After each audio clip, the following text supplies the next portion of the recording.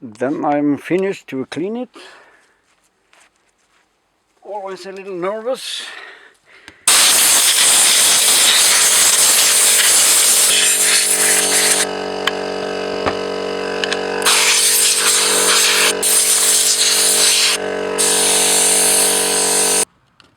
A little nervous if I have damaged the coils when I water pressure clean it.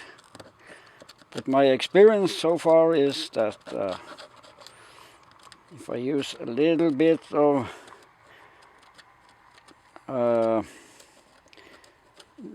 gentle, not to airbrush directly on the coil, but on the places around the coil, then there is no problems.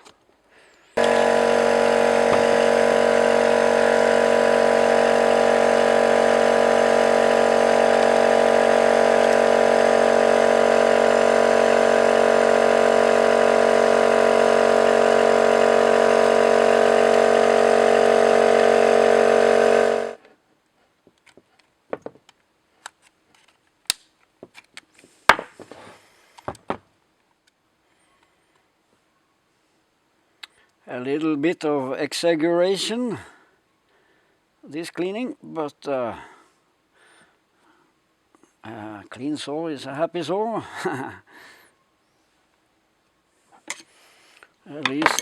At least a happy user.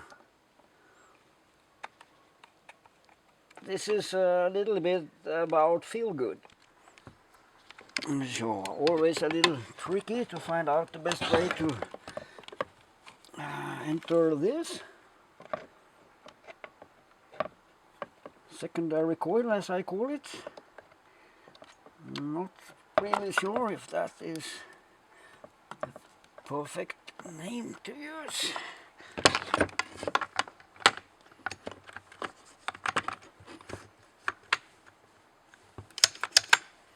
Now I want to find some fancy screws.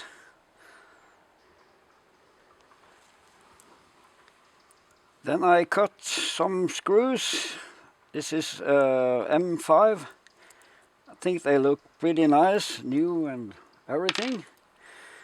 Hope they enter the threads, because I had to cut them, every one of them, because they are a little too long and I buy it in the boutique. And the boutique I use is Biltema, favorite Swedish boutique, established 1963. And they have a lot of nice, cool dig for people that do things like I do. Or if you want to maintenance on your car, or they have a lot of different patents and tools and equipment and parts. Very big boutique, biltema.no. This threads entered, yeah, there it entered.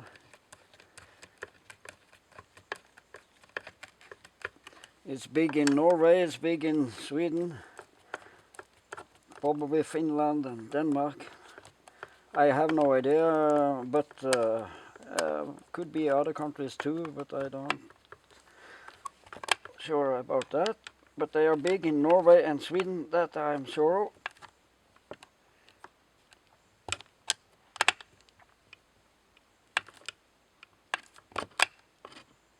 It has become a respectable boutique, and it's last many years. It's 1963, as I told. That means they are, next year they are, how much is that? 60 years old in the game.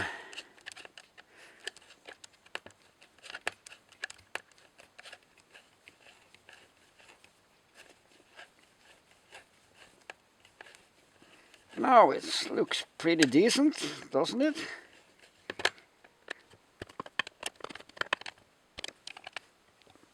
hopefully it still works.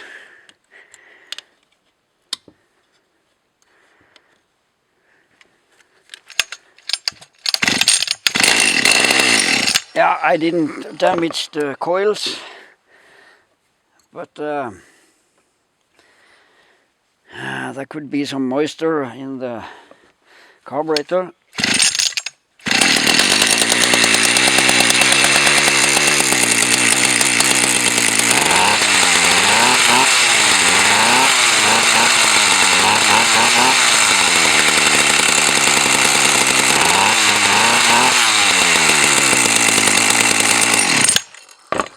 I take it indoor and I continue tomorrow.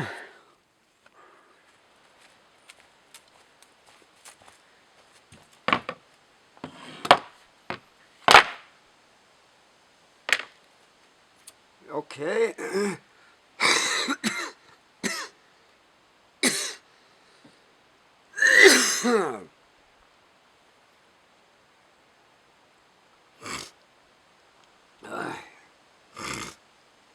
It starts to be autumn here in Värmland in Sweden. New day, new possibilities. Start to be very nice sceneries with colorful trees. So here I am with my Husqvarna 240. The casing is SG. CAS, what that mean? I think that's the division where it's made and produced. They did different places. They assembled the chainsaw as far as I know. And my best guess is that the chainsaw now is start to be like a chainsaw. So among the 4 chainsaws I showed yesterday, there is potential for 2 chainsaws. It would be cool if I have 2 chainsaws altogether. But it seems like I have 1 now.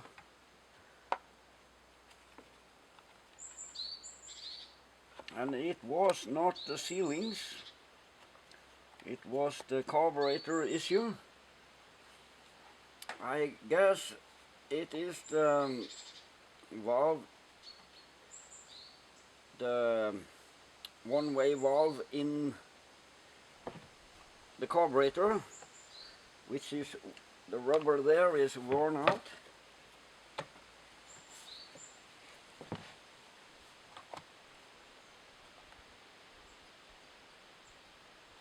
Could be a little nitty to get the cover to fit. I have a lot of cover, so I don't. Yeah, there is king. There is some 4 pins that goes up in a hole on the cover, the cylinder cover. Pin there and a pin there, and the same on the other side. And there is a top screw to mount it. Then I go and find some tools.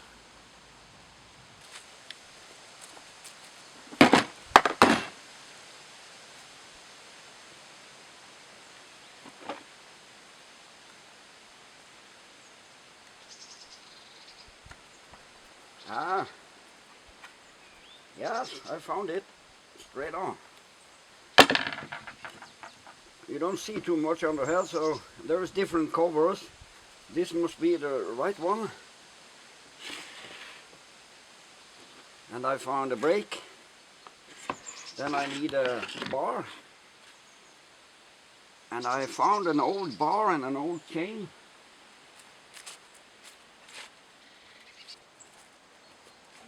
This bar came from a Husqvarna 254, and it's old like old can be. And the chain I found is from the same chainsaw, and I try to wiggle it up so I can reuse it. The chain looks very good, but it's been stored for many years. I'm not sure where it's been stored, but it's obviously a little stuck due to the ages it has been stored. But yesterday I lubricated with this multi-spray, and I could lubricate it more now. If you have diesel, you could make it overnight in diesel bath. It might help. Or there is a lot of tricks to make them move again, those mechanical parts. And there is a lot of sprays, lubricating sprays, I will guess.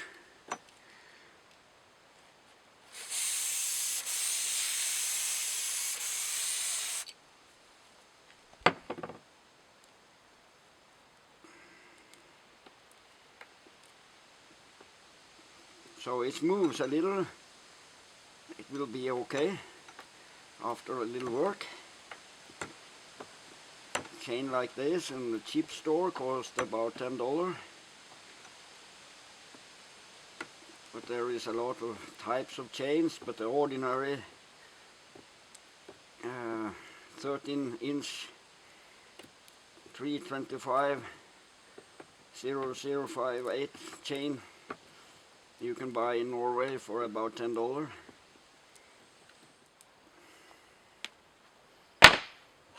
So the front sprocket was stuck, and I should brush it off a little.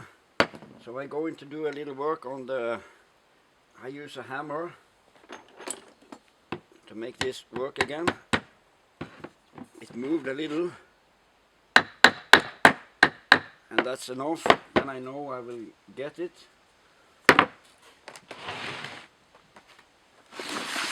To work again.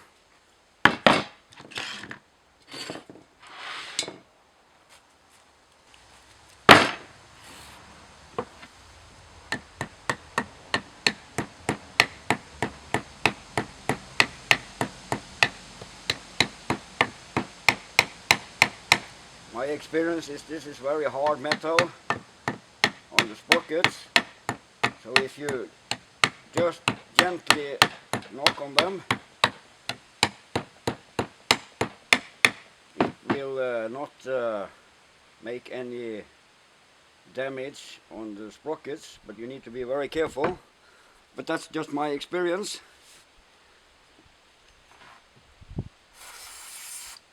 You want it to go as smooth as possible, practical as possible, fast as possible, and function.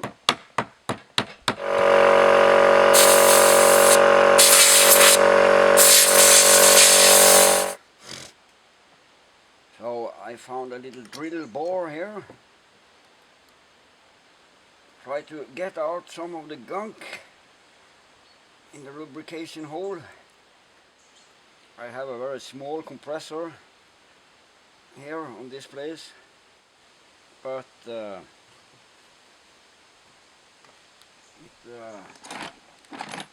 is functional and helpful. Found a small screwdriver. So it's a little time-consuming work, but it's of course satisfying to reuse a good bar and don't put it in the garbage bin, just buy a new one. I guess this will be perfect.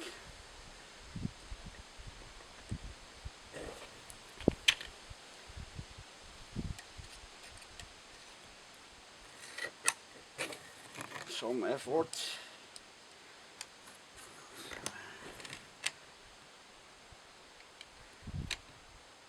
Try to get this very stucky very stuck gunk in it,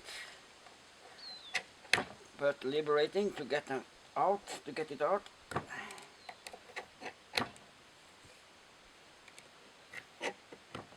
It's not that difficult task to do. It's just about not being lazy,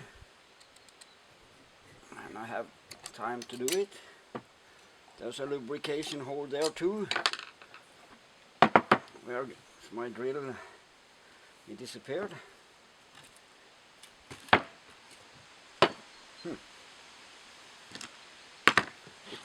Moved away. I loosed it. Too bad. I back paddle on the film to find it. I just had a little bore here, and now I don't find it. Where on earth did that go? Not good.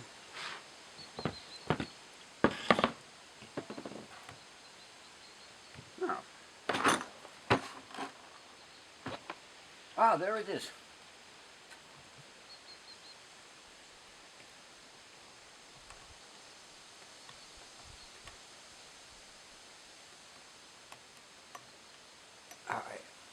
It's like I need to put it in some heavy duty chemicals to get it really clean.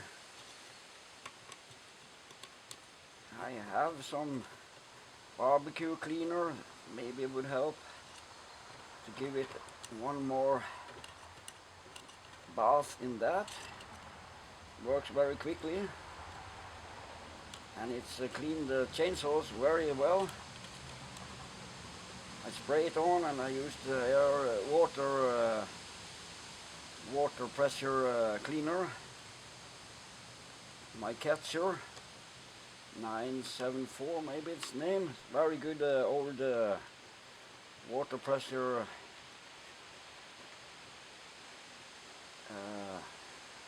machine. Catcher, very famous. I don't think that's from Sweden.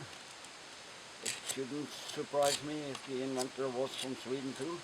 I think catcher is something German, world famous.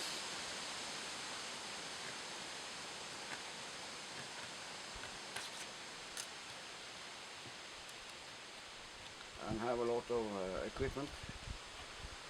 He was an inventor, successful inventor, who started his catcher water pressure company.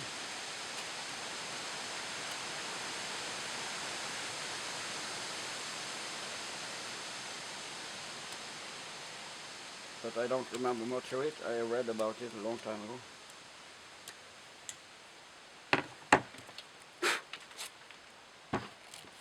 That was my natural air pressure system. Could be handy that too, time to time.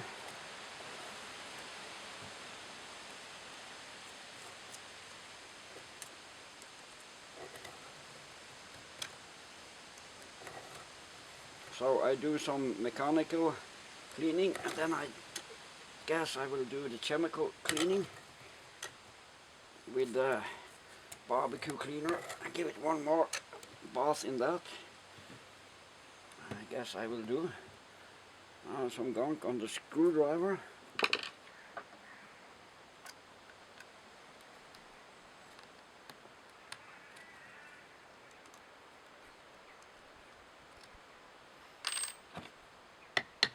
Yeah.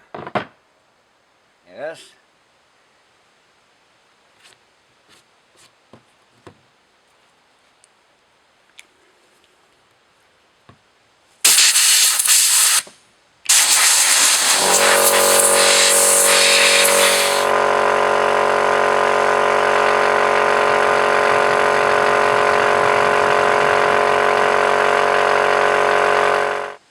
Now it spins really good. And you also should look if it's bent. Use your American eyesight and see if it's straight. You could file the edges on it if it's worn. This is not worn, feels good. Feel on the edge, no sharp edge. And I clean it more, and then sometimes you can read all the information you need. And it's some here, I cannot read it good now, but I brush it a little and clean it one more time with the barbecue cleaner. But first I brush it.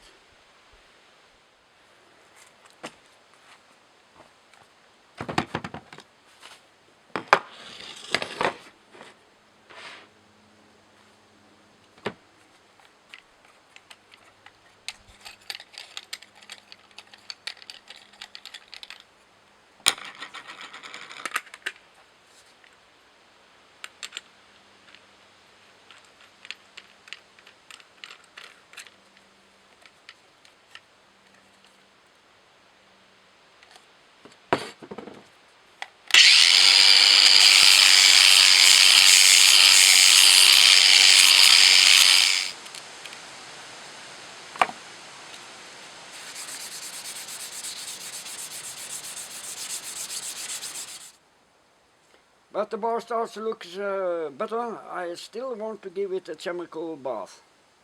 So I do that now. This is my Catcher 497M. And this is older one, and I have the tip, I don't know what the tip is called. The tip on the piston grip, which is laying there. But it's extremely effective. It's kind of whirling around, and it's very effective to get the shit away from old chainsaw parts. So I recommend this. This if you get your hand on this. Very pleased with this. Used it very much, and it don't fail me. Still kicking and going strong. One thing, you need to be very careful in a frosty environment as we have here in Sweden. Not expose it to frost, of course, with water inside it. Will when the water expands, and you will damage it inside. And so there's a very good chance to get one with a water leak, and almost for free. And you just buy a new part. If it's the excess pipe is worn, exploded because of frost, so it's a good. Many people make mistakes, put them in the garage or in frosty places, and yeah, quickly it's damaged. But it doesn't need to be garbage. You just replace a small part, and then you're up running again. And I guess I did that with this. So you can have them almost for free, because a lot of people destroy them, and a lot of people don't want to touch anything with tool and technological, or they don't have time, or too lazy, or too rich to. They just put it in garbage or give it away. So this is the chemical bath. I put the bar in. And now I'm going to brush it, airbrush it. So this very high power airbrushing is also getting into all the small areas, and it's helpful to get away the old shit, which now is dissolved because of the chemical. A barbecue cleaner I used to use. I use this one, which I can buy on Biltema in Sweden or in Norway. It's a barbecue cleaner. I make it stay in 5 minutes, 10 minutes. Be careful with the covers on the chainsaws, because if you make it stay 7 minutes, it could make the collar to be not so shiny, not so bright as it was. So then it's looking dull after, and you don't want that. But this is the chainsaw bar, pure metal, so it can stay for half an hour, it doesn't matter. But the recommended is 4 or 5 minutes on painted surfaces. So it works on rust, it works on oil and dust and all the shit you have on chainsaws. It's very effective. Only the thing it's not so clever to remove is this things coming from the tree, and this I don't know what it is in English, but you know what I mean, this dripping stuff that is often with droplets covering the chainsaws. What I talk about is these things which you can see where it is. There, I guess. That's what I mean.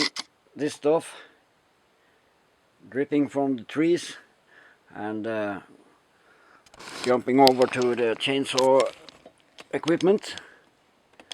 The barbecue cleaner cannot remove that efficiently. Not at all.